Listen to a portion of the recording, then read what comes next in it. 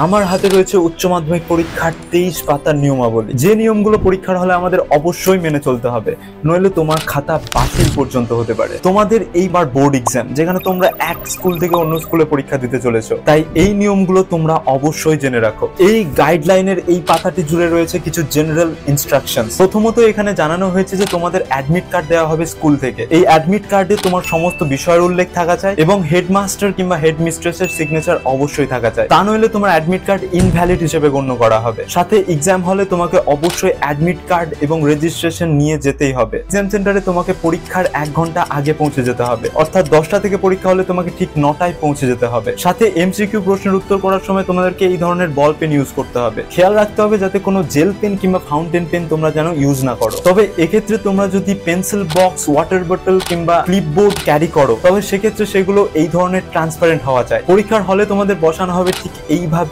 S প্যাটার্নে, যেখানে পাশাপাশি বসা দুজন স্টুডেন্টের প্রশ্নের মধ্যে কোনো ধরনের মিল খুঁজে পাওয়া যাবে না। সাথে কোনো যদি খাতা, বই কিংবা কোনো প্রিন্টেড কপি অর্থাৎ জেরক্স কপিও যদি তোমার পরীক্ষার হলে পাওয়া যায়, তাহলে কিন্তু তোমার পরীক্ষার খাতা বাতিল করে দেওয়া হবে। সাথে কোনো ধরনের ইলেকট্রনিক ডিভাইস নিয়ে যাওয়া চলবে না, যেমন mobile phone, smart watch, calculator, কোনো স্ক্যানার, ব্লুটুথ হেডফোন, এই সমস্ত কিছু নিয়ে গেলে তোমার খাতা কিন্তু সঙ্গে সঙ্গে বাতিল করে দেওয়া হবে। সাথে আরো কিছু নিয়মাবলী এই গাইডলাইনে বলা রয়েছে, যেগুলো তুমি চাইলে পড়ে দেখতে পারো। তবে যেগুলো তোমাদের কাছে বিশেষ জরুরি সেগুলো আমি এই ভিডিওতে তুলে ধরলাম। নতুন সেমিস্টারের পরীক্ষার এই নিয়মগুলি তোমার বন্ধু বান্ধবীদের সাথে শেয়ার করতে ভুলো না এবং এমন ধরনের ভিডিও পেতে এলিট চ্যানেলকে অবশ্যই সাবস্ক্রাইব করো।